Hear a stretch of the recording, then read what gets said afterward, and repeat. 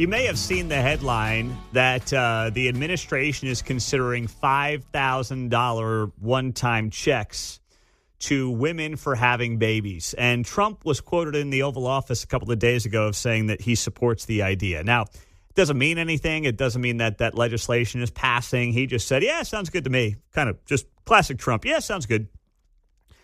Well, as I said yesterday, that's an awful idea. If someone is on the fence about having a child and the thing that tips you over the edge is a $5,000 one-time check, I promise you, you will be a terrible parent. And you will be doing it for all the wrong reasons. So that is not the way to solve a crisis that is real. And it absolutely is real. There's no doubt about it.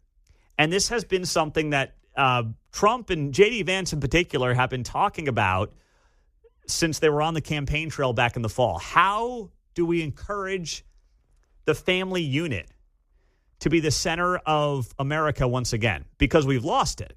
And with that, we've lost a lot of our culture. We've lost a lot of the values that make America great. And it's really hurting this country.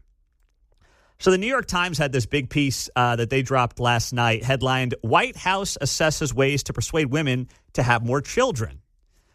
And, you know, they talked about the $5,000 idea. One proposal shared with AIDS would reserve 30% of scholarships for the Fulbright program, which is a prestigious government-backed international fellowship for applicants who are married or have children. But, like, none of this stuff solves the actual problem. And it is a problem. Here are the numbers. In 2023, the fertility rate fell to 1.62 births per woman, well below the 2.1 replacement rate needed to maintain our population. The last time we were at 2.1 was in 2007.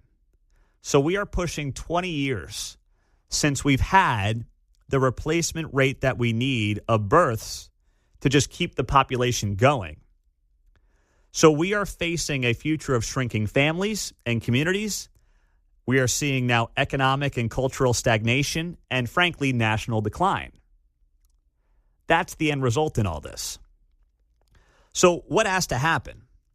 Well, the White House is looking at this from, I think, the wrong angle.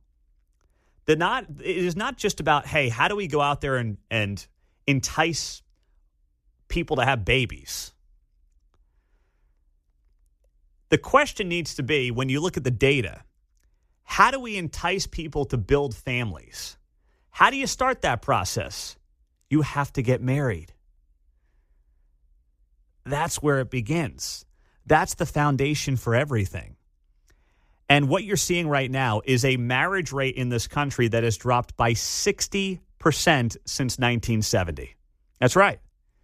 In 1965, I'm looking at the data here. In 1965, 5 and 6 adults between the ages of 18 and 34 were or had been married. Since 1970, the marriage rate has fallen by 60%. Right now, approximately 1/3 of Gen Z is on track to never marry, with many preferring to remain in unstable, cohabiting arrangements. You see a lot of that. Just kind of moving in with someone, and we're going to kind of be roommates, and, you know, there's no stability there. There's no commitment there. You see it all the time. I mean, I'm just barely out of that age bracket mentioned there, and I see it on a regular basis. It's terrible. So the question is, how do you reward marriage? Because oftentimes a family formation will come out of that. You don't want to encourage just giving birth in isolation. That doesn't accomplish anything. In fact, that will only set America back further. And yet that's what we do when it comes to unwed mothers right now. If there's the man at home, then sorry, no money. Yeah, exactly. So, yeah, there's two parts to this problem for sure. That's how we got into this mess, right, in part. And the other part is we're talking about a birth rate and not and people not being born or lack of births. Also, though, we can put Planned Parenthood statistics in there to also further exacerbate the issue. Oh, yeah. I mean, but then that doubles back to what you just said about being married. You know, if you can get money and not be married and have a kid, then what the heck? Yeah. So the Heritage Foundation is about to drop something here in the next couple of weeks on how to boost marriage and, as a result, birth rates. Emma Waters with the Heritage Foundation writes here, the Heritage Foundation has been researching the question for over 2 years on how to increase marriage rates and is preparing to release a report in the coming weeks on how it believes the administration and Congress should counter declining birth rates and marriage rates. So that is something that I am going to be watching very closely, and I think that we all should be watching closely, because that is going to be the thing that then spurs potentially the birth rate and ultimately the family unit. That's what it's about here in large part. The newest and boldest idea, according to one plan, is a policy that offers tax credits to married couples with children, in which families receive more money back from the government for each additional child that they have. So there's a lot of parts to this plan: financial incentives for childbearing, marriage, pro-marriage preferences, and government programs. But you also have the other issue, the infertility crisis. And it is real, man. As someone who is obviously of that age and knows a lot of people who are wanting kids or trying to have kids, here are the numbers. As many as 1 in 7 American couples are struggling with infertility. So everything is stacked against young people right now when it comes to having babies. I am blessed that it hasn't been a problem for us with 3 beautiful young daughters, 6 and under. Mark, if there ever was a problem, well, he found out a year and a half ago. Everything's going just great. Oops, with little Isley. But right now, 1 in 7 American couples are struggling with infertility. And that number has been climbing for years. It is not a niche issue. It is a public health crisis. I can't tell you how many people I know that are trying IVF, going through it, struggling with it, putting together a plan. It is crazy. And the problem, too, is that we don't really know why. 15 to 30% of individuals, per the Heritage Foundation, people dealing with infertility receive a diagnosis of unexplained infertility. How do you fix that? You fund it. It's not being funded right now. And you know me, I'm not about like funding things the government shouldn't be funding. But just like we talk about the FDA, HHS, how to make sure our kids are healthy, get down childhood obesity. Like if there's things that we should be investing in, you would think the future of our country and the health of our country would be top of the list. And this is just about getting some answers. Yeah, I think that's the key thing here. Everybody gets all busy defending some area, and you say, hey, maybe vaccine. No, it's not that. Well, yeah. No, be open to everything. Be open to all of it. It isn't any one thing. You're correct. Mm-hmm. But we have to be open to all of the things it could be. It's got to be just a holistic approach as to why this is happening. I know everyone's going to have their opinion on why, but the reality is we don't know why. It does not get funded at the rate that it should be funded. And that's a major problem right now. We spend more on researching hair loss than we do the infertility issue. And, as someone who's happily using Rogaine and Propecia, I'll take it. But listen, we got to fund this other stuff, too. We got to get some answers here, because it is just an epidemic in a way that people are not talking about. And it's still kind of like taboo to talk about this. But a lot of couples are dealing with it. So marriage rate down 60%, right? Cost of living is up.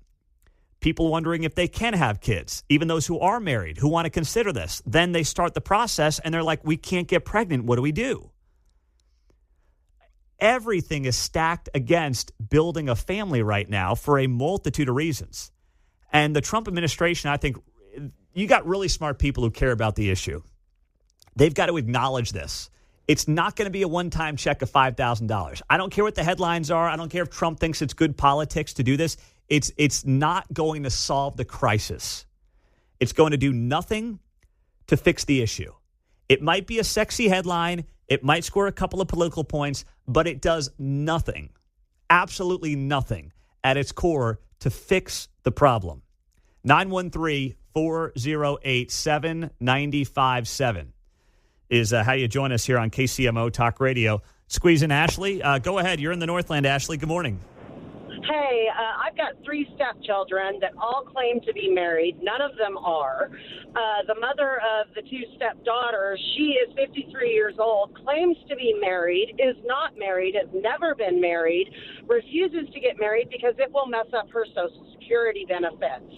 That is a problem. We need to be rewarding couples like me who are married. So many people out there now want to be married but don't want the commitment and the work that comes with being married. Marriage is a commitment. It is an effort that you have to put out every single day. I see kids out there getting married and wanting to spend $100,000 on the wedding. It's not about a wedding. I got married in a trailer park 12 years ago.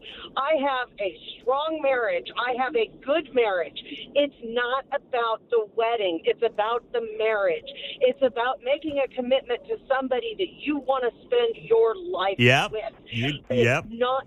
It is not about this willy-nilly, I'm going to live with somebody, I'm going to make a baby, and then we're going to co-parent. No, that's not what it's about. It's about raising happy, healthy, productive children, and you cannot do that without showing them what a partnership is with your partner in your life. There you go, Ashley. I love it. Preach, sister. Thank you very much. Well done.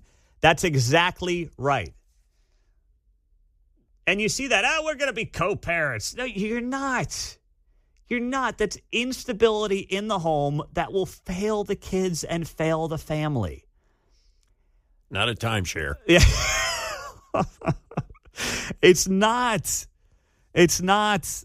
And it's not a timeshare that's worth your money, I promise. I'm not worth your Red Lobster money? No, it's not worth your Red Lobster money.